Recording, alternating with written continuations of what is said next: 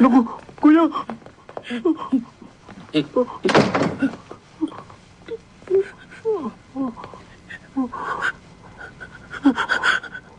Ngayon ligtas ka na. Kailangan mo sagutin ang mga tanong ko ng katotohanan. Totoo bang pinasok mo ang bulwagan ng Dewa? Opo. Bakit mo ginawa yun? Sino nagutos sa'yo? Si Dogman po. Si Dogman po nagutos sa akin.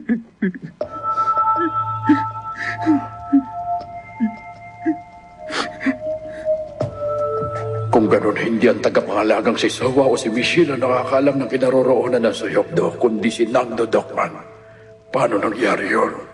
Hindi ko maintindihan. Hindi maaari isang Nando lamang ang gagawa ng sulat.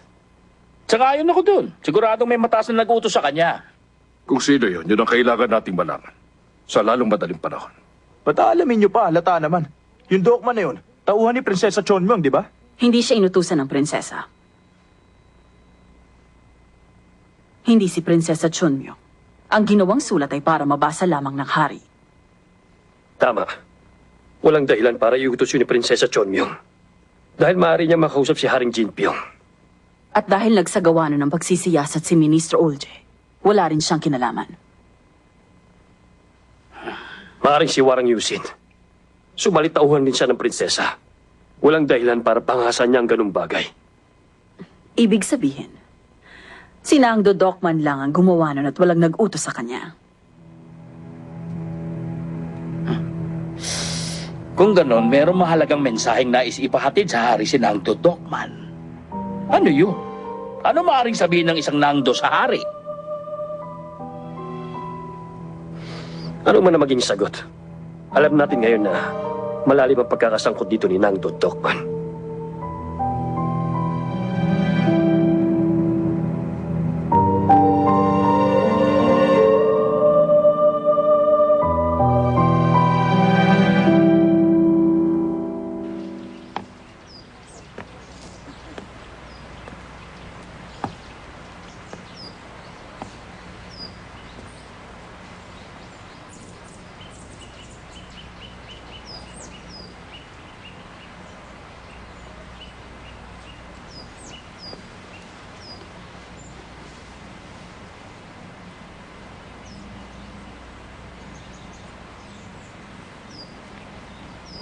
Dokman, anong iniisip mo?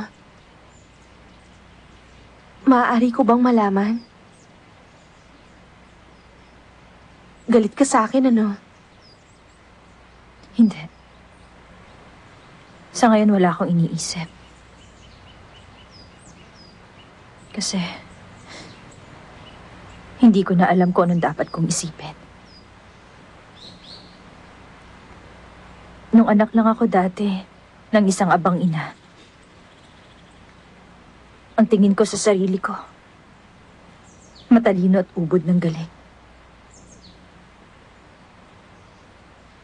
Pero ngayon nalaman ko na ang totoo. Wala akong magawa kundi umiyak.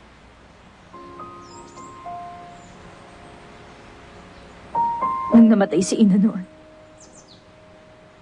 pinipigilan kong umiyak. Pero hindi ko magawa. Gaya ngayon.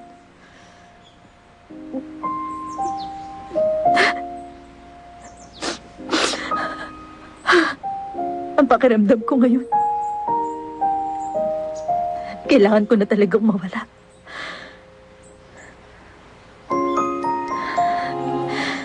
Sa disyerto na ako babalik.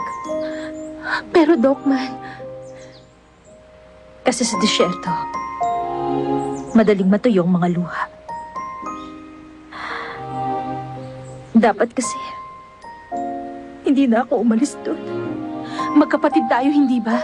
Hindi ba mahalaga yon? Tulungan mo kong labanan si Michelle para... Hindi ako dapat nandito. Sabi mo kinailangan ko mawala noon. Paano mo naging kapatid? Ang isang taong hindi na dapat na nabuhay pa. Yung hindi dapat mabuhay, kailangan mawala.